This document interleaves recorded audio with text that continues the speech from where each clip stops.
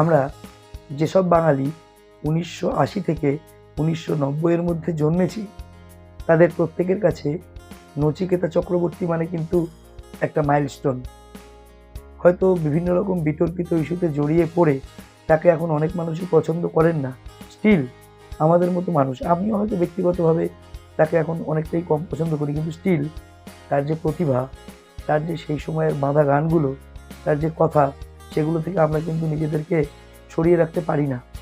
মানে যারা তাকে গালি দিচ্ছেন তারা একদিক যদি গালি দেন, আর আরেকদিকে যদি ওনার নীলাঞ্জনা গানটা চলতে থাকে, তাহলে আপনিও কিন্তু গালি দিতে দিতে ওই গানটাই হয়তো গুনগুন করবেন।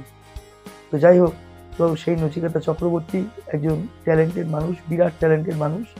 তিনি কার্ডিওলজিক্যাল কোনো একটা সমস্যা নিয়ে হসপিটালে ভর্তি আছেন।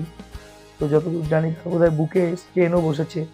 তো ভগবানের কাছে প্রার্থনা করি তিনি তাড়াতাড়ি সুস্থ হয়ে বাড়িতে ফিরুন, তিনি আবার লিখুন, আবার নতুন করে জেগে উঠুন, আবার নচিকেতা চক্রবর্তী মানুষকে মনে করা যে আগুন পাখি এত সহজে কিছু হওয়ার নয়, আগুন পাখির এত সহজে আগুন পাখি ভেঙে পড়ে না,